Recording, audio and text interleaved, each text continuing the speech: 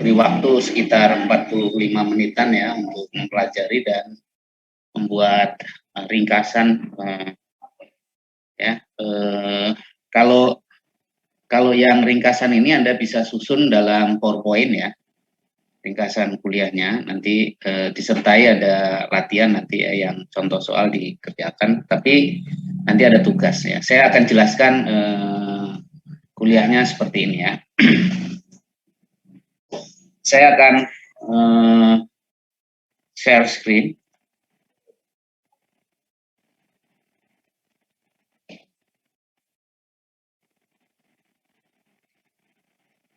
Apakah sudah terlihat di layar materi yang kita ini? Sudah, Pak. Sudah ya, baik. Bentar ya, oke, loading.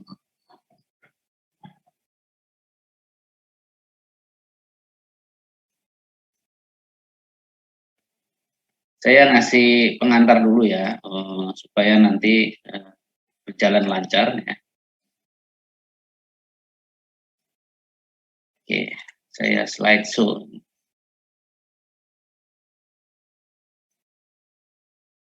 Jadi dalam beberapa pertemuan ke depan, kita akan membahas uji non-parametrik untuk kasus satu sampel ya, namanya uji satu sampel atau one sample test ya.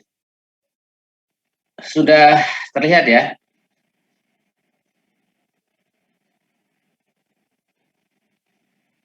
Ya sudah, Pak. Bentar, ini saya mau slideshow. Ini yang tampil masih itu ya, menu belum slideshow ya? Ya, Pak, belum, masih biasa, Pak. Ini udah ya? Nah, sudah, Pak. Oke. Jadi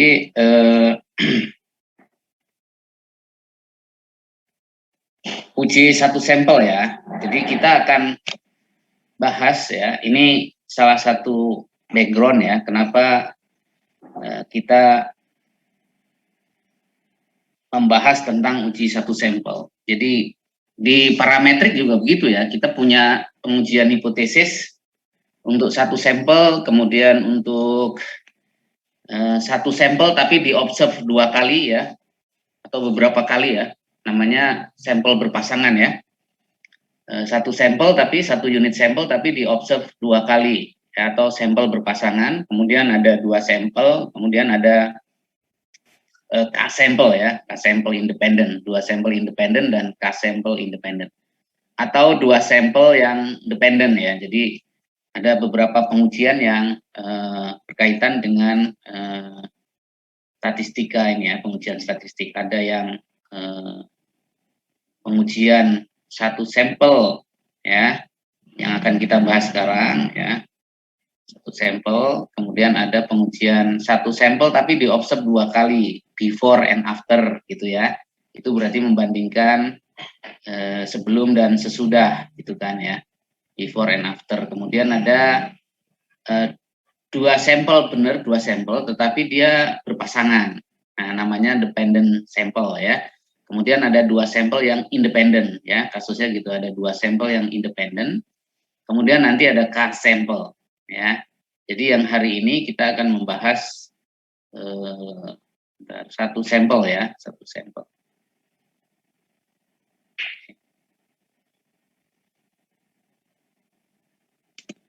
Oke, jadi kita bahas satu sampel seperti contoh ini ya. Kita biasanya menguji apakah ya, kalau di parametrik ya. Kalau di parametrik biasanya kita menguji proporsi ya. Apakah proporsi ya itu sama dengan proporsi tertentu gitu ya, P0 ya. Ya kan? Misalnya ini ya. Kita menguji apakah misalnya gizi buruk di satu desa lebih dari 5%. Kalau kita nguji ini berarti kan hipotesis nolnya kan P sama dengan 5% gitu ya. H0-nya kan P sama dengan 0,05 kan. Lawan hipotesis tandingannya kan P lebih dari 0,05 ya. Yang kita uji kan kalau kita ingin buktikan lebih dari 5% apa tidak gitu ya. Nah ini contohnya ya, pengujian di parametrik. Biasanya kita menguji pakai apa ini? Kalau sampelnya besar ya kan, sampelnya besar, kita pakai Z ya, distribusi kita biasanya pakai Z kalau di parametrik ya. Jadi itu kira-kira analoginya di parametrik test ya, pengujian parametrik. Nah, dalam kasus ini ya, kita tidak membandingkan antar populasi, tapi kita menguji apakah keadaan populasi itu ya sesuai dengan hipotesis yang kita buat apa tidak gitu ya.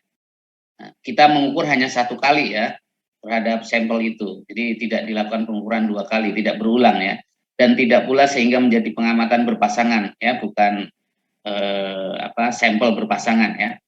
Bukan diukur sebelum dan sesudah, ya, tapi ini sampel benar-benar 1 kali diamati ya. Dalam hal demikian kita berhadapan dengan masalah pengujian hipotesis satu populasi ya. Ini ada beberapa ya uji satu sampel itu. Satu menguji proporsi ya. Nah, kalau di parametrik itu ada proporsi, ada rata-rata, ada mean ya.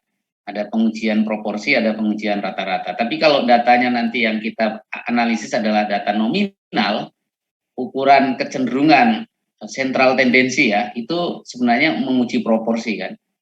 Misalnya menguji hipotesis 0 ya.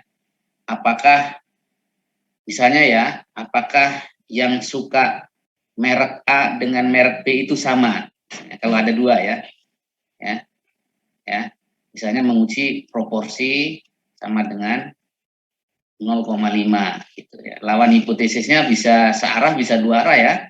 Hipotesis tandingannya bisa proporsi P tidak sama dengan 0,5 atau lebih besar atau kurang dari gitu ya. Jadi hipotesis tandingannya bisa 2 arah, bisa searah. Nah ini kasus yang pertama ya untuk uji satu sampel. Kasus yang lain tuh menguji perbedaan yang berarti antara frekuensi-frekuensi yang teramati ya. Jadi apakah frekuensi yang teramati itu sesuai dengan yang kita harapkan gitu ya, dengan frekuensi harapan. Nah ini nanti ujinya, kalau ini uji yang nomor 1 ini ujinya binomial ya, binomial test kan ya, karena distribusinya akan mengikuti distribusi binomial ya. Kalau yang uji frekuensi harapan dengan frekuensi yang terobservasi ini nanti ujinya menggunakan uji chi-square ya, chi-square ya. Nah, Anda sudah kenal dengan distribusi waktu di di metode statistik ya. Nah, ada binomial, ada chi-square ya. Kemudian melihat perbedaan yang berarti antara proporsi yang diamati dengan proporsi yang diharapkan. Ini tadi uji mu ya, ini mu rata-rata ya. Yang ini uji rata-rata, yang binomial yang ini ya, yang nomor 3 ya. Perbedaan yang berarti antara proporsi yang diamati dengan proporsi yang diharapkan. Mengetahui apakah sampel telah ditarik satu populasi yang mempunyai distribusi sebaran tertentu, misal apakah normal atau menguji sebaran atau distribusi data ya, apakah datanya benar ini menyebar normal, apakah betul itu distribusinya mengikuti Poisson misalnya, apakah betul distribusinya mengikuti distribusi eksponensial misalnya gitu ya, dan seterusnya ya. Kemudian yang terakhir uji satu sampel adalah menguji apakah sampel itu random apa tidak. Ini nanti ada uji run ya, run test ya. Kita dalam beberapa pertemuan ke depan akan kita bahas namanya run test, uji kerandoman ya. Jadi data kalau udah misalnya data di pasar saham misalnya gitu ya. Apakah data di pasar saham itu diurut dari hariannya gitu, apakah dia random atau punya pola gitu ya. Random apa tidak gitu, ya. Jadi itu pengujiannya ya. Nah, yang kita bahas ini ada uji binomial ya, binomial test, kemudian uji chi-square, kemudian nanti untuk uji distribusi kita pakai Kolmogorov-Smirnov, kemudian untuk uji satu sampel yang kita sebut random apa tidak itu pakai one sample run test ya, for one sample run test of randomness ya. Jadi uji apakah satu sampel itu acak atau tidak gitu ya. Nah, di sini kenapa nggak ada uji rata-rata ya? Nah, uji rata-rata akan dibahas sendiri nanti karena sebenarnya juga uji rata-rata untuk satu sampel ya itu juga ada ya. Kita bisa jelaskan kemudian. Ya. Ini untuk kategori datanya yang sebenarnya ini datanya bersifat apa namanya kategorik ya, kategorik nominal misalnya atau nanti ordinal gitu ya. Kita lihat ya, ini kita bahas langsung uji binomial. Nanti ada tugas. Jadi uji ini sebenarnya untuk sama dengan uji proporsi sebenarnya ya, kalau di parametrik ya. Jadi menguji sampel apakah ya sampel tersebut parameternya ya dapat dianggap sama dengan nilai tertentu ya, sama dengan populasi. Uji binomial ini pada data yang terdiri dari dua kategori ya. Jadi datanya itu diukur dengan hanya melibatkan skala nominal, jadi ya sukses gagal ya gitu ya, jadi berhasil tidak. Jadi kalau Anda lihat contoh klasiknya di uji binomial itu ya melempar sekeping mata uang ya, betul ya, melempar sekeping mata uang itu cuma ada dua kemungkinan, muncul gambar dan angka gitu kan ya. Nah, termasuk juga proses kejadian lahirnya bayi itu cuma dua kemungkinan, dilihat dari jenis kelamin ya, laki perempuan ya kan. Kalau Anda apa namanya mungkin sekolah gitu ya, kalau Anda sekolah ini kemungkinannya dua ya, lulus gagal gitu iya kan. Anda misalnya beli saham gitu ya, beli saham itu kemungkinannya juga bisa dua, untung rugi gitu ya, kalau jual atau beli. Nah itu contoh ya kasus untuk uji binomial. Nah untuk uji binomial ini ya itu mempunyai dua kategori tadi ya, laki perempuan, kaya miskin, sukses gagal. Nah, skalanya nominal, distribusinya binomial, jumlah sampelnya kecil ya karena kita bahas masalah non parametrik. Jadi kalau jumlah sampelnya besar gimana? Dia masuk uji parametrik sebenarnya ya. Dia bisa pakai distribusi normal Z ya, distribusi normal. Jadi fungsinya ya, itu menguji perbedaan proporsi populasi ya. Apakah dia sama dengan yang kita hipotesiskan. Jadi menguji H0 apakah proporsi ini sama dengan misalnya kita menyangka kita punya hipotesis dia sama dengan setengah. Lawan hipotesis tandingannya bisa dua ya, bisa searah maupun dua arah. Misalnya untuk dua arah ya P tidak sama dengan 0,5 ya. Nah ini apa namanya? Jadi esensinya apa? Esensinya sebenarnya adalah apakah sampel yang kita ambil itu berasal dari populasi yang memiliki distribusi binomial dengan parameter proporsi tertentu. Nah, proporsi tertentunya ini kan 0,5 ya. Jadi semacam goodness of fit sebenarnya ya. Semacam apa? Uji kebaiksuaian ya atau uji kesesuaian ya antara apakah populasi atau sampel yang kita ambil tadi ya dari populasi itu memiliki parameter yang kita sangkakan ya, kita duga. Ya. Kemudian apakah proporsi atau frekuensi dua kategori pada sampel berasal dari populasi yang memiliki distribusi binomial. Ini termasuk juga ya, menguji apakah dia binomial atau tidak. Dengan binomial itu saudara tahu ya, parameter binomial ya. Binomial ini bisa dihitung kalau apa? Kalau ada, jadi binomial ini kalau satu distribusinya bernoli ya kalau satu ya. Tapi kalau banyaknya ada percobaan bernoli sebanyak n, dia akan menjadi binomial ya. Makanya dia biasanya ada n ya kan, berapa kali apa namanya eksperimen ya, berapa kali sampel, kemudian ada p ya, parameter binomialnya ada p, ada nanti x. Jadi sehingga kita bisa tahu misalnya peluang x gitu ya, peluang x nah sama dengan nilai tertentu ya, itu berapa itu kalau P-nya tertentu ya. Saudara masih ingat ya, N kombinasi X ya kalau nggak salah. Nah, N kombinasi X ini P pangkat X gitu kan ya, kali 1 min P pangkat X ya, 1 min P pangkat N min X ya, sorry. 1 min P pangkat N min X ya, sorry ini lewatan ya. Jadi itu distribusi binomial, ya. Harus tahu berapa banyaknya sampel, peluang suksesnya P-nya berapa, baru kita bisa tahu berapa peluang X, ya. Misalnya Anda punya 2 keping mata uang, ya. Anda proporsi munculnya gambar kan setengah, ya. Proporsi munculnya gambar setengah, ya. Anda punya berapa? Jangan 2 deh, kecil 2 ya, 10 lah misalnya, 10 mata uang, ya, 10 keping mata uang. Berapa peluang bahwa ada muncul gambar sebanyak 5 gitu. Peluang X sama dengan 5. Nah, nanti bisa dihitung, ya.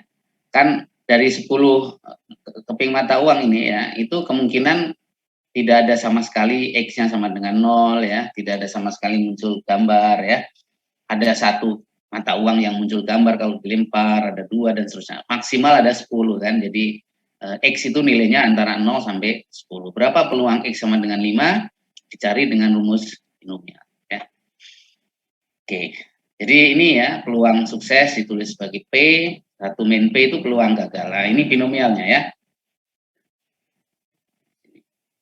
Ya, sebenarnya ini bisa ditulis N kombinasi K, ya. N kombinasi K itu bisa juga N kombinasi K begini ya, atau X ya, terserah lah, X atau K sama aja, ya. Itu artinya N faktorial, ya, dibagi N min K faktorial, ya kan, kali K faktorial, ya. Faktorial tahu ya, faktorial itu ya. 3 faktorial itu artinya apa? 3 faktorial itu 3 kali 2 kali 1. 3 kali 2 kali 1. Kalau 4 faktorial berarti 4 kali 3 kali 2 kali 1 dan seterusnya, ya. N faktorial begitu. Ya. Percobaannya bersifat independen, ya. Jadi hasil dari satu percobaan itu tidak mempengaruhi percobaan lain. Ya, Anda melempar sekeping mata uang, 10 sekeping mata uang itu lemparan keping 1 dengan keping 2 tidak saling berpengaruh. Ya. Nah, ini pengujian binomialnya biasanya menguji P setengah, ya, di sini, ya. Ini ada maknanya tentu, ya, kenapa P-nya setengah, ya. Bisa lawan hipotesis P tidak sama dengan 0 atau P-nya lebih dari I, ya, misalnya uji satu arah. Uji statistiknya kita pakai probability Y, ya, peluang Y, ya, atau peluang X. Nanti Y ini yang teramati di sampel, ya, atau peluang K tadi, ya, atau peluang sukses lah. Atau kalau Y sukses berarti N min Y apa? Kalau Y adalah banyaknya sukses, jadi misalnya Anda punya 10 keping mata uang gitu, ya. Kita definisikan Y adalah banyaknya muncul gambar gitu, ya kan. Kalau banyaknya muncul gambar 3, berarti N min Y ini banyaknya muncul apa? Angka gitu, ya. Jadi N min Y ini 7 gitu kan. Jadi sukses, kalau ini dianggap sukses, ya, ini yang gagalnya gitu, ya. Jadi maka di sini yang diamati bisa Y, ya, peluang sukses, bisa juga nanti peluang gagal, ya. Terserah nanti tergantung ketersediaan tabelnya nanti, ya. Jadi N kombinasi Y, nanti ini dibandingkan dengan apa? Dibandingkan dengan alfa atau type 1 errornya kita. Jadi kalau nanti alfa kita 0,05 misalnya, ya, 0,05, ya. Nah, nanti peluang, ya, kita memperoleh ini, nah, itu kita bandingkan dengan alfa untuk uji satu arah, ya. Kalau untuk uji 2 arah berarti nanti kita bandingkan dengan apa namanya 2 kali peluang ini gitu, ya, untuk uji 2 arah, ya. Nanti kita jelaskan, ya, berikutnya untuk uji 1 arah itu penentuan alfa dan peluang uji statistiknya seperti apa, ya. Jadi ini asumsinya N trial, ya, N percobaan, kemudian masing-masing trial mempunyai peluang yang sama, yaitu P gitu, ya, terus konsisten, ya. Ini banyaknya sukses dan seterusnya. Jadi ini untuk uji 2 arah, ya, uji 2 arah itu kita tolak H0 jika peluang Y lebih besar sama dengan Y0. Y0 ini yang diamati dari sampel nanti, ya, kurang dari alfa per 2. Jadi kalau untuk uji 1 arah, ya, Anda pilihannya bisa dua ya, membagi alfanya itu, alfa pengujiannya menjadi alfa per 2, ya kan? Sorry, untuk uji 2 arah ya, membagi alfa per 2, atau ya, nah, kalau Anda kalikan dengan 2 kali peluangnya ini, ya, dibandingkan dengan alfa, kan sama aja ya. Tapi untuk uji 1 arah, itu Anda langsung bandingkan peluang ini ya, untuk uji 1 arah, peluang Y lebih besar dari sama dengan Y0 itu dengan alfa. Ya. Anda bisa bandingkan juga dengan N-min Y0 ya nanti ya. Nah, bisa 2 nanti, karena uji 2 arah itu kan kalau kita lihat uji 2 arah kalau di distribusi normal, itu wilayah penolakannya itu ada di sisi kanan dan sisi kiri kan, kira-kira gitu ya. Jadi tolak H0 di sini ya, di sisi kiri, di kanan atau di sisi kiri. Demikian halnya kalau uji binomial ini yang kalau Y lebih besar dari 0, ini uji yang di sebelah kanannya kan gitu ya. Nah, langsung dibandingkan dengan alfa. Atau yang Y kurang dari N min Y0. Ingat ini N min Y0 ya. Ini peluang apa namanya, sukses atau gagalnya gitu ya. Kalau ini dianggap sebagai peluang sukses, N min Y0 ini sebagai peluang gagal. Nah, kita lihat ya contohnya ya. Nanti Anda pakai tabel, ada di lampiran bukunya Castellan ya, atau Siegel ya. Anda mungkin nanti bisa lihat tabel itu untuk N ya, untuk apa, jumlah observasi atau sampel kita di bawah atau sama dengan 25. Dan ujinya untuk tabel itu uji 1 arah ya, bukan uji 2 arah ya, uji 1 arah. Kemudian yang ditampil ini menguji untuk P yang setengah ya. H0-nya pasti P sama dengan setengah. Untuk P yang lain harus dibuat tabelnya ya. Misalnya P 0,05 harus dibuat tabelnya sendiri juga gitu ya. Nah, kita punya tabel yang P-nya setengah. Kemudian menampilkan nilai peluang Y kurang dari sama dengan K. Jadi coba ya kita share tabelnya ya nanti ya. Kita share tabelnya. Bentar ya, tadi saya sudah buka, mudah-mudahan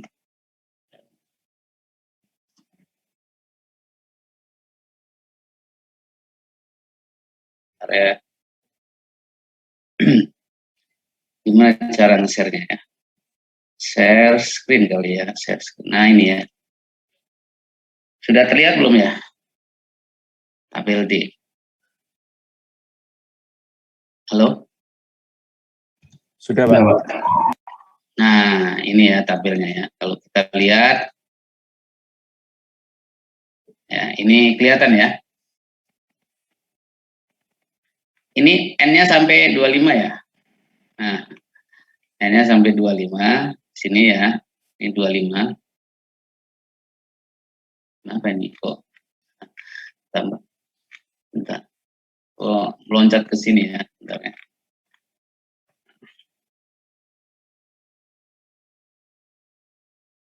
Kita tabel.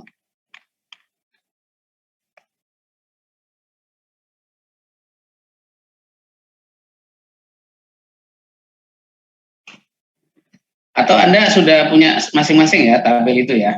Jadi itu hanya sampai 25. Jadi cara baca tabelnya ada sisi kanannya, sisi kiri kan ada N ya. Itu ada N, kemudian ada apa namanya?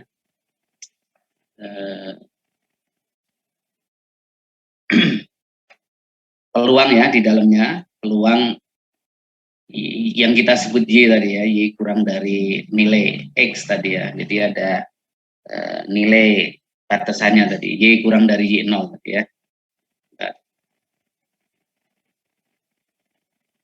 Kita share lagi ya.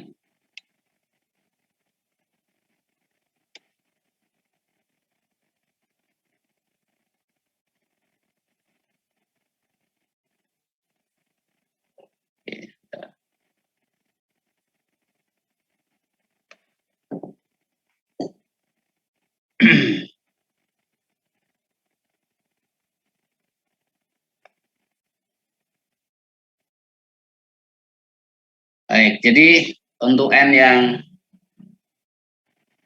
ini sudah terlihat ya. Yang saya share sudah bisa dilihat? Sudah, Pak. Oke. Ini tadi tabelnya kan kira-kira gini ya tadi ya, tabelnya ya, sorry. Kita tulis. Tabelnya tuh gini tadi ya. Ini N kan, ya, N besar gitu. Ini sebenarnya banyaknya sampel, 1, 2, sampai 25 ya. Ya kan? Kemudian ini ada K atau X lah ya, atau kita sebut Y0 atau apalah ya, kita sebut saja K ya. Jadi ini mulai dari 1, 2, dan seterusnya ya. Atau ada 0 ya, 0, 1, 2, dan seterusnya ya, sampai tentu 25 ya, atau 24 lah. Ya. Nah, di dalam sini adalah peluang. Jadi kalau misalnya kita mengatakan peluang X atau K lah ya, K sama dengan K kurang dari sama dengan berapa? Ini peluang kumulatif ya, 3 misalnya. Untuk N-nya berapa? N-nya misalnya 16 gitu ya, misalnya 16 ya. Untuk P-nya setengah kan ini ya, P-nya setengah kan. Nanti Anda cari untuk N yang 16, ya kan? Cari 16. Untuk K-nya di sini 3. Nah, cari. Nah, potongan ini, nah, ini nilai peluangnya. Ya, nilai peluangnya di situ, tabel itu. Anda mungkin harus udah punya buku itu ya. Nah, ini ada contoh ambil peluang kalau percobaannya itu N-nya 10 ya, N-nya 10, 7 sukses. Kalau suksesnya 7, gagalnya 3. Jadi kalau Y-nya adalah 7, Y0-nya ya. Y0-nya 7 gitu kan. N min Y0-nya 3 ya kan. Nah, jadi di sini berarti apa? K-nya kita ambil sebagai patokan 7. Nah, sama dengan Y. Ini 7 ya. Jadi sebenarnya kita menolak H0 kalau uji satu sisi ya. Kalau menolak H0 dengan uji satu sisi, peluang Y-nya lebih besar sama dengan 7, ya kan? Atau peluang Y-nya kurang dari sama dengan 3. Tapi yang ada di tabel ya, yang ada di tabel itu bukan yang Y lebih dari 7, bukan. Tapi yang ada di tabel adalah yang Y kurang dari sama dengan 3. Ya kan? Jadi nanti kalau Anda mencari peluang Y lebih dari 8 gitu, misalnya ya, peluang Y lebih besar sama dengan 8, di tabel nggak ada. Yang ada, Anda ini setara dengan apa? Setara dengan peluang Y kurang dari sama dengan 2. Kan gitu ya. Kenapa? Karena ini P-nya setengah. Kalau hipotesis P setengah ini, dia distribusi binomialnya kan simetri ya. Nah, itu untuk uji satu sisi. Nah, untuk uji dua sisi Anda tinggal bandingkan ya dengan 2. Jadi peluang ini nanti Anda kalikan 2 baru dibandingkan dengan taraf nyata pengujian ya. Level of significance dari pengujian atau type 1 error. Ya. Oke, itu kira-kira ini penggunaan tabelnya ya. Nah, untuk N25, jadi kira-kira prosedurnya ya. Jadi tentukan Anda ngamatin persoalannya, jumlah observasi berapa, tentukan jumlah frekuensi tiap kategori, mencari peluang Y lebih dari Y0 gitu ya. Kalau misalnya di tabel kan nggak ada, berarti Anda cari Y yang kurang dari N min Y0 kan. Y kurang dari N min Y0 gitu ya. Kalau misalnya yang kita cari di tabel ya. Kalau N-nya 25, Anda pakai tabel binomial. Kalau N-nya lebih dari 25, kita menggunakan distribusi normal ya. Nah, ya, untuk uji satu arah, ya, itu langsung bisa digunakan tabel itu ya. Tapi jika ujinya menggunakan 2 arah, maka peluang dari tabel itu harus kalikan 2, baru dibandingkan dengan level of significance ya. Baru dibandingkan dengan. Ini contoh kasus ya. Jadi produsen roti ya, memproduksi roti yaitu roti coklat dan keju ya. Produsen tersebut ingin mengetahui apakah masyarakat lebih senang roti coklat atau keju. Ini kan berarti apa namanya?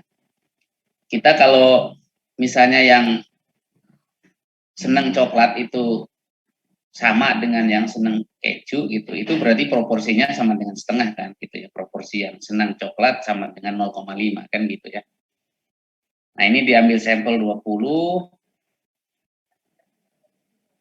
kemudian 14 ya, yang apa namanya menyukai roti coklat ya, dan selebihnya roti keju. Berarti yang suka roti keju 6 kan ya. Jadi antara 14 dan 6 ya. Dengan taraf nyata 5%, apakah proporsi masyarakat yang menyukai roti coklat berbeda dengan proporsi masyarakat yang menyukai roti keju? Oke, jadi P-nya setengah ya. Ini pengujiannya tingkat signifikansinya 5%. Nah, kita karena sampelnya kurang dari 25 ya. Daerah penolakannya adalah ya, uji satu arah ini ya. Ini uji dua arah ya. Ya. Jadi tidak kita satu arah tapi ujinya dua arah. Maka daerah penolakannya adalah dua sisi. Nilai p-value dalam tabel D dikalikan 2 berarti ya. Jadi nanti Anda dapat p-value dalam tabel D, tabel itu dikalikan 2 ya. Nah, kalau kita cari di tabel untuk N-nya 20 dengan tadi ya, kan sebenarnya kita akan menolak kalau apa? Y-nya ini kita punya statistik Y0-nya berapa? 14 ya kan? Y0-nya 14. N min Y0 berapa? 6 ya kan? Nah, sementara kalau kita menolak H0 itu kemungkinannya bisa mencari peluang Y lebih dari sama dengan Y0. Nah, yang ini nggak ada di tabel. Yang ada di tabel apa? Peluang Y kurang dari sama dengan N min Y0. Yang ini ya, yang 6. Nanti Anda cari, berarti apa namanya, yang ada di tabel adalah yang peluang N min Y0 ya. Kalau Y0-nya dianggap 14, berarti ini 6. Ya kan, N min Y0-nya 6. Anda cari di tabel, itu ketemu nanti peluang di sini 0,057 sebenarnya 0,06 ya, 0,06 sebenarnya ya kalau diringkas di tabel itu. Nah, kalau kita bandingkan dengan alfa 0,05 ya, lebih besar memang dari nilainya alfa. Tetapi kan kita harus, karena ini uji dua arah, maka yang p-value ini kita kalikan 2 dulu, baru dibandingkan dengan alfa.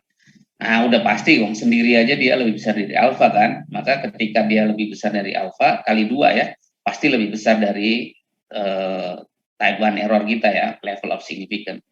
Jadi kita gagal tolak H0 ya. Jadi keputusannya berdasarkan data sampel tidak terdapat cukup bukti untuk menyatakan ada perbedaan yang nyata proporsi masyarakat dalam memilih roti tersebut ya. Nah, untuk sampel besar, nah kita bisa menggunakan distribusi normal ya. Ini konversi normalnya nanti Anda lihat ya. Kalau aslinya sebenarnya distribusi samplingnya yang ini, tetapi kita ada koreksi untuk binomial ya, yang discrete ya. Ke normal itu adalah dengan menambahkan plus minus ini Y-nya plus minus 0,5 ya. Jadi koreksi skala sebenarnya. Dia ditambah ya. Kalau Y-nya kurang dari rata-ratanya ya. Jadi kalau kurang dari rata-rata sebelah kiri lah gitu ya. Kalau dia di atas rata-rata, di atas mu Y dia dikurangkan dengan setengah. Ini koreksi discrete aja. Ya. Nanti ada pelajari ini ya untuk ini. Kemudian ini ada contoh kasus ya. Ya kan? Ini jawabnya nanti Anda juga pelajari. Nah, yang ini Anda nanti saya minta membahas ya materi ini, kemudian ini dibahas dalam presentasi kelas. Jadi Anda bahas kasus ini ya di kelas dibahas. Nanti saya akan tunjuk 1 atau 2 orang untuk presentasi. Ya. Nah, ini yang dibahas di kelas. Sementara yang tugas ini yang disubmit ke sebagai responsi ya, sebagai bukti kehadiran dan pengerjaan tugas. Jadi yang tugas 1 ini Anda nanti kumpulkan di Google Classroom ya, di Google Classroom. Jadi ini ininya nanti tugasnya. Jadi kalau yang ini ada berikutnya ini latihan. Latihan ini untuk melatih diri Anda ya menggunakan konsep supaya ini nggak usah dikumpulkan. Latihan ini opsional aja. Ya, jadi setiap materi saya akan susun begitu, ada yang nanti dipresentasikan di kelas, kemudian nanti ada yang di submit di Google Classroom ya, ini ya, kemudian ada yang latihan. Itu untuk uji binomial ya. Saya kira saya udah cukup lama ini, udah jam 8.11 sudah. Ini uji chi-square itu kalau dadunya setimbang itu frekuensinya harusnya sama kan ya. Ya. Jadi kalau melempar misalnya melempar berapa? 60 kali ya, 60 kali, maka hipotesis kita ya frekuensi dia muncul 10 kali ya kan, di mata dadu 1, mata dadu 2 frekuensinya 10 kali dan seterusnya gitu ya. Jadi distribusinya seragam ya. Kan gitu ya. Kemudian hipotesis tandingannya minimal ada satu yang tidak sama. Statistik ujinya gimana? Pakai chi-square ya. Nah, chi-square antara frekuensi observasi dengan frekuensi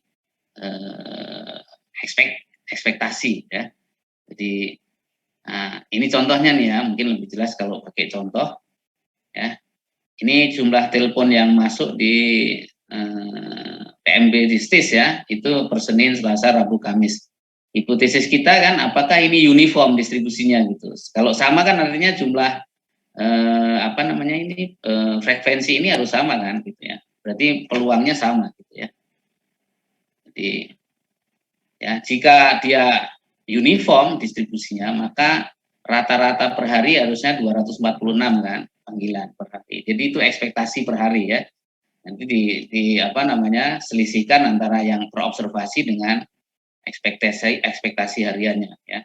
Kalau dia selisihnya besar ya, antara yang ekspektasi dengan yang terobservasi itu artinya hipotesis nol ditolak ya kan, tidak seragam dia gitu. Kenapa? Kalau seragam kan harusnya nggak beda-beda jauh antara observasi dengan ekspektasi ya kan.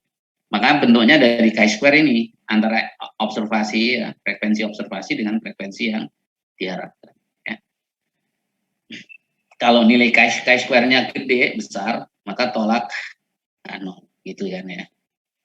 Nah ini contohnya nanti Anda pelajari. Jadi tolak H0 kalau dia chi-square-nya ada di sebelah kanan ya. Uji chi-square selalu ada di sisi kanan ya. Uji satu arah. Oke, kemudian yang lain-lain ini nanti Anda pelajari secara mandiri ya. Ini latihan nanti ini jadi yang dipresentasikan nanti ada dua kasus di binomial, satu kasus di distribusi chi-square ya. Kemudian tugas juga ada dua ya. Tugas yang tadi satu ya untuk binomial, ini tugas untuk yang chi-square ya. Jadi menguji ya seorang manajemen sebuah pabrik merencanakan membuat seri kartu dengan gambar pemain sepak bola terkenal gitu ya, Ronaldo, Messi, dan di hari terakhir ya berhasil menjual sebanyak 120 ini. Apakah ya pertanyaannya itu apakah penjualannya ini sama gitu ya proporsinya ya, atau ada kecenderungan tertentu yang lebih misalnya lebih banyak dibeli gitu ya. Jadi itu hipotesisnya kan berarti hipotesis chi-square ya untuk uji chi-square. Ini latihan juga, nanti Anda latih sendiri untuk setelah kuliah ya, jadi untuk melatih kemampuan menyerap materi ya. Baik, saya kira itu. Kalau sebelum di penugasan, kalau ada pertanyaan ya dipersilahkan dulu kalau ada pertanyaan. Silakan.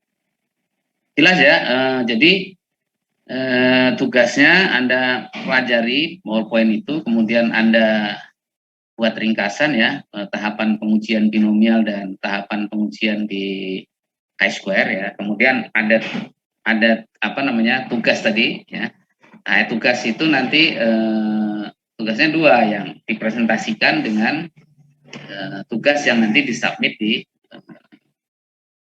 Google Classroom ya, yang untuk responsi atau untuk Anda kehadiran kuliah tadi. Kalau tidak ada, maka sekarang pukul 8.16 ini Anda saya kasih waktu pukul berapa ini? 45 menit ya, paling lama ya. Kalau Anda selesai dalam waktu cepat ya nggak apa-apa ya. 45 menit mempelajari kembali mandiri ya. Nanti setelah, berarti kalau 45 menit berarti ini nanti pukul 8.30 ya, sekitar 45 menit berarti pukul 9 ya. Pukul 9. Jadi nanti pukul 9 kita akan adakan presentasi salah satu dari mungkin dua orang kali ya yang menjelaskan binomial dan yang menjelaskan chi-square gitu ya ke teman-teman di forum ini. Kemudian nanti setelah itu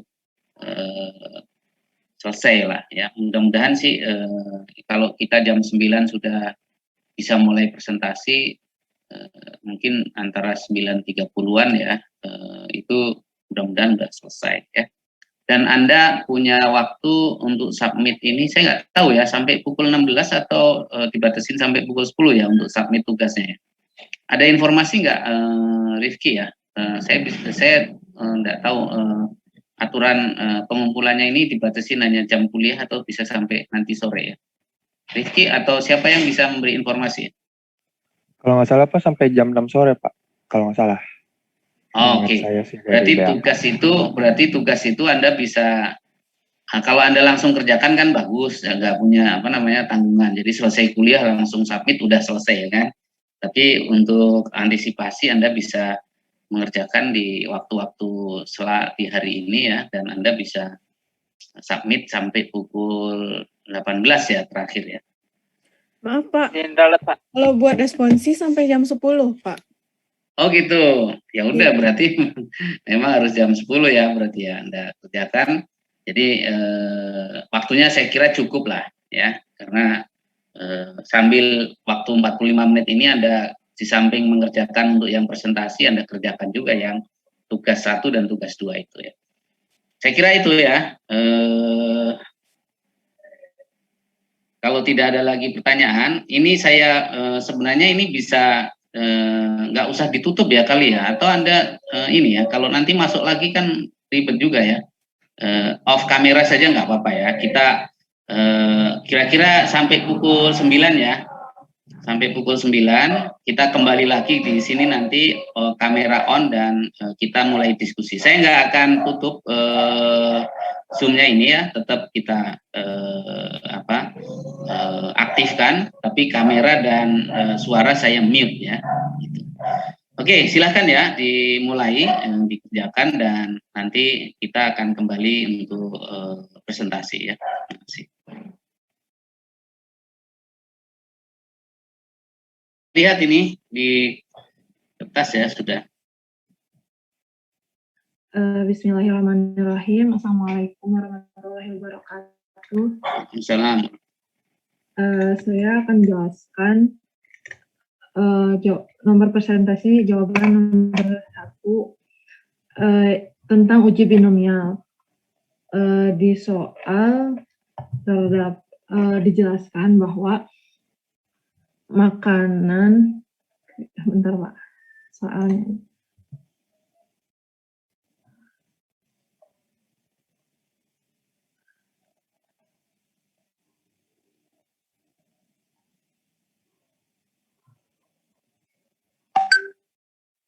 Di soal terdapat manajer perusahaan tersebut mengatakan bahwa makanan yang dijual rata-rata dapat bertahan 54 jam.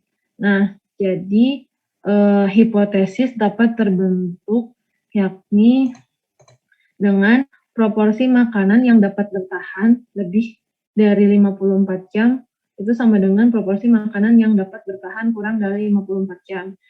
Untuk hipotesis alternatifnya itu proporsi makanan yang bertahan dalam lebih dari 54 jam itu tidak sama dengan proporsi makanan yang dapat bertahan kurang dari 54 jam. Karena tidak diketahui tingkat signifikansinya, maka saya menetapkan alfanya itu 5% atau 0,05. Nah, statistik ujinya itu dilihat dari data yang tersedia, yaitu terdapat 8 data. Nah, untuk X-nya itu rata-rata makanan yang bertahan lebih dari 54 jam, yaitu ada 5 data. Maka proporsinya diambil dari P, Y lebih dari X. P lebih dari Y lebih dari X itu sama dengan peluang Y kurang dari nilai makanan yang bertahan kurang dari 54 jam. Hasilnya itu peluang Y kurang dari 3. Dilihat dari tabel, hasilnya itu ada 0,367. Karena ini merupakan uji 2 sisi, maka peluang tersebut dikali 2, hasilnya menjadi 0,726. Jadi keputusan itu karena nilai peluang itu lebih besar daripada tingkat signifikansi, maka keputusannya adalah gagal tolak H0. Jadi dapat disimpulkan bahwa dengan tingkat signifikansi sebesar 5% dan dengan data sampel di atas, disimpulkan bahwa belum cukup bukti untuk mengatakan ketahanan makanan bisa bertahan 54 jam, karena makanan bisa bertahan lebih dari 54 jam atau kurang dari 54 jam.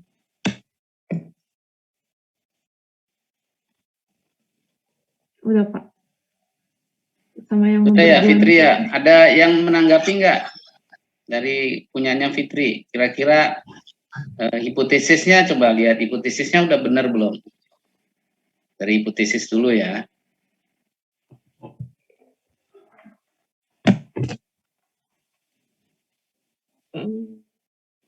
Ada pendapat lain? Ada nggak? Udah benar belum?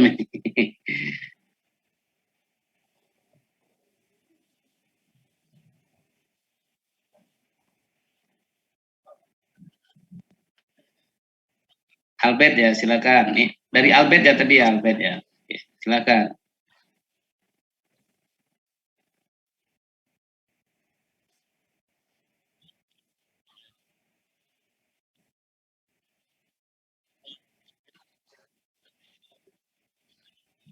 Nah, ya Fitri, ada pertanyaan tuh dari Albert itu. Gimana tuh penjelasannya ya? Kesimpulannya kok malah membingungkan gitu ya Albert ya? Jadi pokok soalnya apa tadi? Coba disimak ya soalnya ya, Fitri ya. Coba simak. Untuk supaya hipotesisnya itu tepat ya. Hipotesis nolnya apa ya kira-kira? Terkait apakah ini hipotesisnya satu arah apa dua arah gitu ya?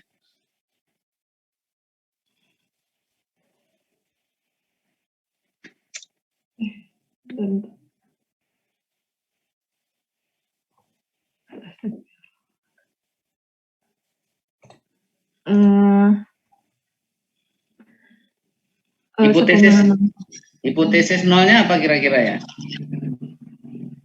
Mungkin proporsi makanan yang dapat bertahan selama 54 jam. Tapi ada sesuatu. Albert gimana menurut Albert? Hipotesis nolnya Albert gimana menurut Albert? Enggak, mungkin Albert punya pendapat harusnya hipotesis nolnya apa gitu. Udah tepat belum hipotesis nolnya? Ada yang punya pendapat enggak? Yang lain?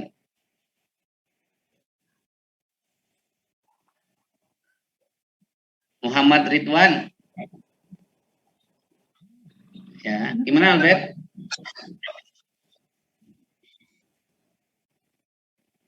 Maksudnya gimana Albert?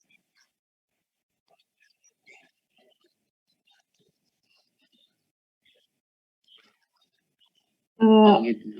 Kalau pemahaman aku kayak gini Pak, karena gimana, ini kan proporsi makanan lebih dari proporsinya, jadi rata-rata makanan itu ada yang lebih dari 54 jam, ada yang lebih dari kurang. Untuk hipotesis awalnya Pak, ada yang kurang dari 54 jam. Jadi kesimpulannya itu nggak sama 54 jam semua makanan bertahan. Jadi ada yang lebih, ada yang kurang gitu. Oh gitu.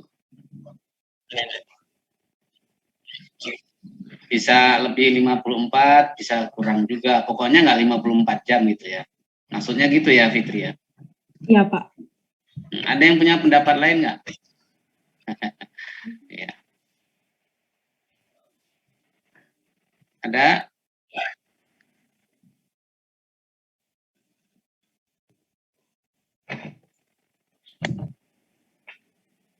Izin Pak. Ahmad Al-Hafiz ya. Ya Pak. Enggak, ini saya agak bingung Mas, soalnya Pak, kan kita kan belajar proporsi di sini. Tapi di sini kan soalnya itu kan manajer perusahaan suatu makanan mendapatkan informasi bahwa makanan yang dijual rata-rata dapat bertahan 54 jam. Itu kan seharusnya dia pakai uji rata-rata untuk menguji ini, bukan pakai proporsi. Nah itu jadinya bingung. Oke. Terus maksud Muhammad Al-Hafiz gimana harusnya? Ujinya pakai uji rata-rata? Kalau yang saya baca dari soalnya harusnya begitu sih Pak. Di rata-rata ya. Sekarang kalau kita mau uji dengan cara binomial, kira-kira gimana caranya dari persoalan itu? Nah kalau yang ditulis sama Fitri itu kan dia kayak mencoba membagi itu Pak. Ada yang bertahan 54 jam, ada yang nggak bertahan 54 jam proporsinya.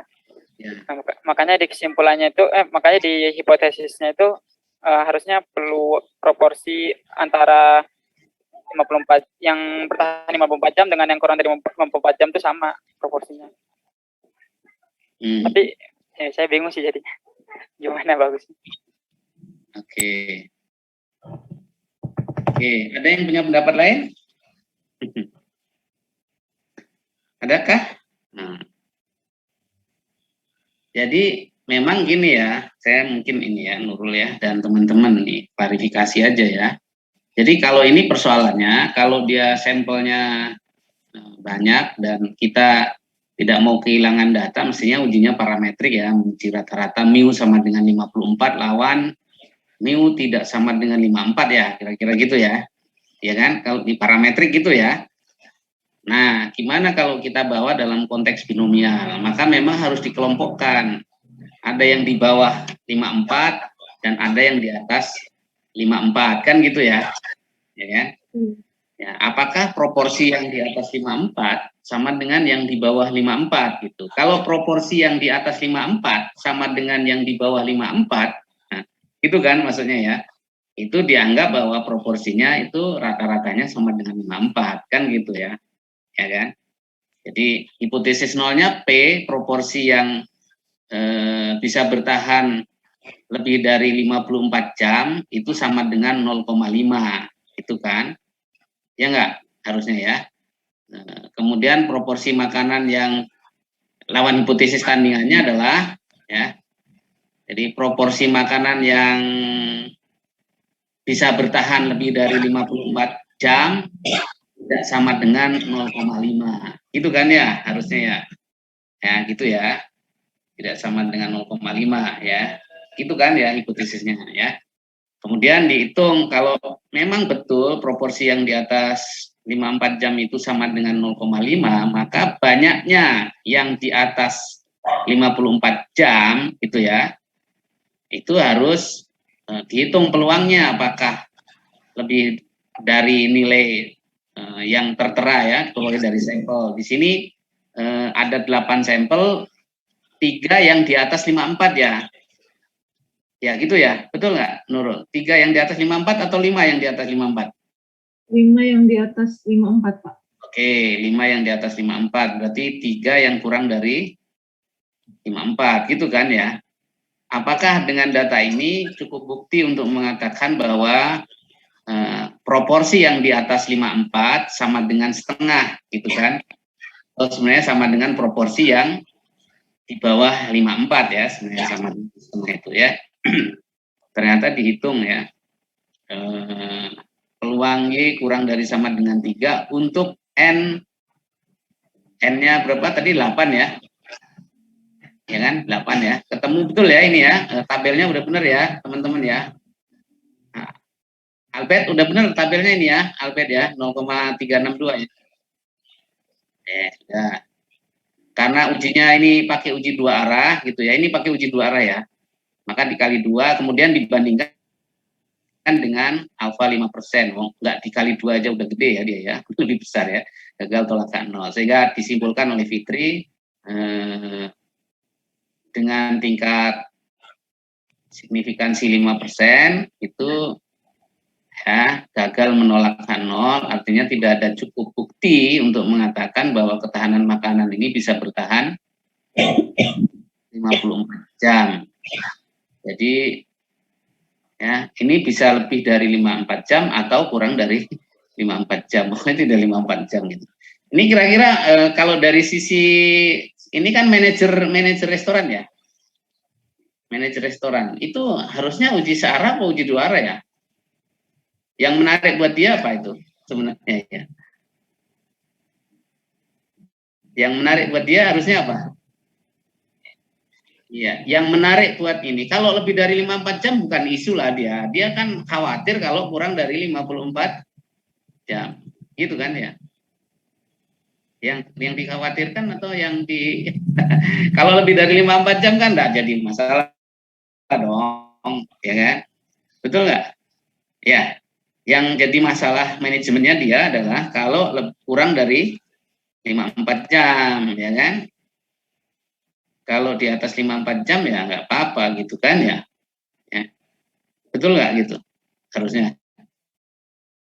Jadi kalau saya nih ya lebih senang mengujinya dengan uji satu arah nih. Lebih satu arah. Tapi kesimpulannya sama ya. Jadi kalau satu arah berarti hipotesisnya apa itu? Proporsi yang makanan yang lebih dari 54 jam itu sama dengan setengah kan? Jadi kita uji dengan proporsi makanan yang lebih dari 54 jam kurang dari setengah ya. Kurang dari setengah ya. Jadi statistik ujinya apa? Proporsi Y-nya itu kan proporsi makanan yang lebih dari 54 jam ya. Itu berapa banyak tuh? Yang kurang dari 54 jam 3 ya tadi ya, betul ya? Iya. 3 ya. Berarti statistik ujinya benar ini ya. Peluangnya dapat ini, tapi gagal tolak. Kesimpulannya apa? Kesimpulannya apa sebenarnya? Dia bisa bertahan kan lawan hipotesis ya, kan hipotesis nolnya apa? Bisa bertahan 54 jam kan? Sama dengan setengah itu kan. Jadi dia bisa bertahan ya 54 jam atau lebih ini kalau kita lihat ya di sini. Betul nggak begitu? Ya, dari 8 ya kan? Atau bisa dianggap sama itu ya, nggak beda gitu ya. Sama aja, nggak beda kok antara 54 dengan ini. Nah ini masalahnya uji searah atau uji dua arah ini. Ya. Ya berarti kalau uji apa nih searah ya, itu tidak ada bukti untuk mengatakan kurang dari ya. Kurang dari 54 kan nggak ada bukti kan? Betul nggak? Iya. Lebih dari 54 atau lebih itu ada bukti gitu. Terima nol kan ini kan ya. Atau gagal tolak, gagal tolak H0 ya. Gagal tolak H0. Gitu. Kalau saya lebih, apa namanya, ini dari sisi manajemen, lebih cocok diuji dengan uji satu arah. Ya kesimpulannya sih, artinya tidak ada bukti bahwa, apa namanya, kurang dari 54 ya, tidak ada bukti ya kurang dari 54. Mungkin 54 ya kan, mungkin lebih gitu ya, tetapi tidak kurang dari 54 ya. Itu klarifikasi saya ya, nggak tahu ya dari sisi manajemen ya kalau kita lihat. Kalau dari sisi yang lain memang nggak ada perintah ini apa namanya harus sama dengan 54 ya. Tapi kalau kita lihat ujinya kan dijual dapat bertahan 54, dapat bertahan itu 54 jam. Jadi kalau bertahan lebih dari 54 jam kan itu bagus gitu kan. Bukan masalah gitu loh. Itu ini ya. Oke. Ada lagi diskusi atau ada yang punya pendapat berbeda?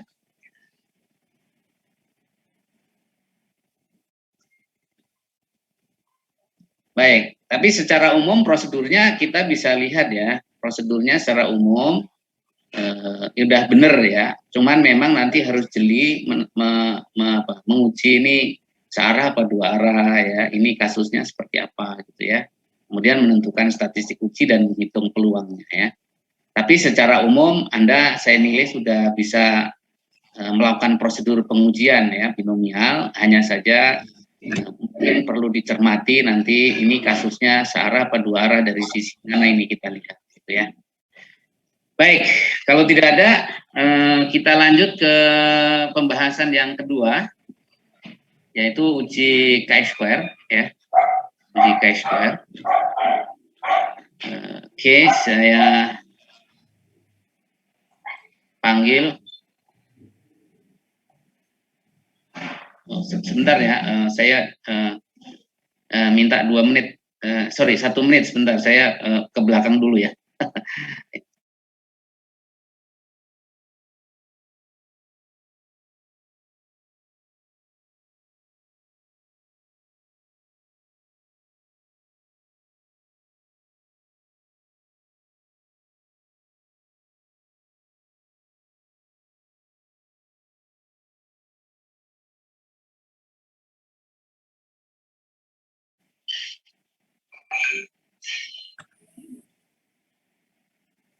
Iya.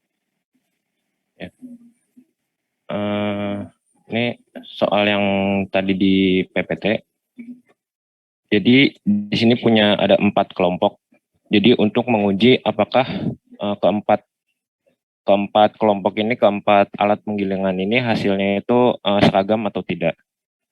Nah, jadi prosedurnya yang pertama letakkan frekuensi observasi dalam kategori. Tadi udah terbentuk 4. Dari H0 tentukan frekuensi yang diharapkan untuk tiap-tiap sel itu manakala K lebih dari 2 dan bila lebih dari 20% dari EI kurang dari 5. Oh, jadi ini kalau misalkan ada wilayah expected value EI-nya itu ada yang kurang dari 5, itu bisa digabungkan ke kelompok kanan atau kirinya. Kemudian yang ketiga, hitung nilai chi-square dengan rumus berikut. Nah, tetapkan derajat degree of freedom-nya K-1. Dengan melihat tabel chi-square, tetapkan probabilitas yang dikaitkan dengan terjadinya suatu harga yang sebesar, ya kalau misalkan chi-square hitungnya lebih dari chi-square tabel, maka tolak H0. Kalau misalkan kurang dari chi-square tabel, gagal tolak H0. Ya, jadi ini hipotesisnya. H0-nya itu distribusinya seragam. Kalau H1-nya itu distribusinya tidak seragam. Wilayah apa namanya? Nilai observasinya itu ada 4 kelompok, 6, 12, 14, 8. Nah, expected value-nya itu karena ini distribusinya seragam tadi di H0-nya. Jadi kita hitungnya itu tadi kan jumlahnya di sini ada 40. 40 dibagi 4 jadi 10 10 10. Nah, chi-square tabelnya kita dapatkan 7,81. Nah, dihitung chi-square hitungnya dengan menggunakan rumus ini didapatkan hasilnya 4. Nah, karena chi-square hitungnya itu kurang dari chi-square tabel, maka gagal tolak H0. Alias dengan tingkat signifikasi 5%, kita tidak memiliki cukup bukti untuk menolak H0 sehingga distribusi dari keempat hasil alat penggilingan adalah seragam. Gitu, Pak. Baik, oke. Sudah cukup jelas ya penjelasan Fauzan. Ada yang punya pendapat lain nggak? Fauzan, mungkin sedikit ini coba dirapikan sedikit ya cara pengerjaannya. Coba digerakkan ke atas ya. Ini mungkin supaya, nah ini kan alfanya harus sudah dicantumkan di chi-square tabel ini alfa berapa ya? 5% ya, 7,81 ya Fauzan ya. Iya Pak, maaf tadi buru-buru salah Pak. Nah ini 5%, chi-square hitungnya, ini benar ya, 6 dikurang, 10 dikurang 6 ya, 4 kuadrat, 10 kurang 12 itu ya dibagi dengan ininya ya. Ada yang punya jawaban lain kah?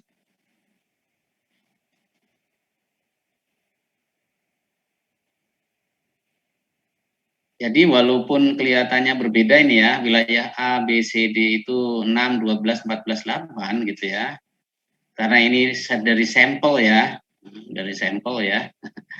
Nah, ini tidak ada cukup bukti untuk mengatakan bahwa ini berbeda. Sebenarnya merata gitu ya, sebenarnya ya, wilayah ininya merata ya, di 4 wilayah ini ya, bukan berbeda. Kalau dari hasil pengujiannya tidak cukup signifikan untuk mengatakan ini berbeda ya. Tidak signifikan ya untuk dikatakan berbeda. Jadi dianggap sama ya, distribusi apa ini, pemasaran atau distribusi apa ya, ini penggilingan padi ini ya. Jadi kira-kira kesimpulannya begitu. Ada yang lain nggak dari teman-teman kesimpulannya? Semua sudah ya, sudah seragam ya, sama ya, semua ya jawabannya ya. Baik, saya kira dengan cara seperti ini ya, terima kasih ya Fauzan, kemudian Fitri yang sudah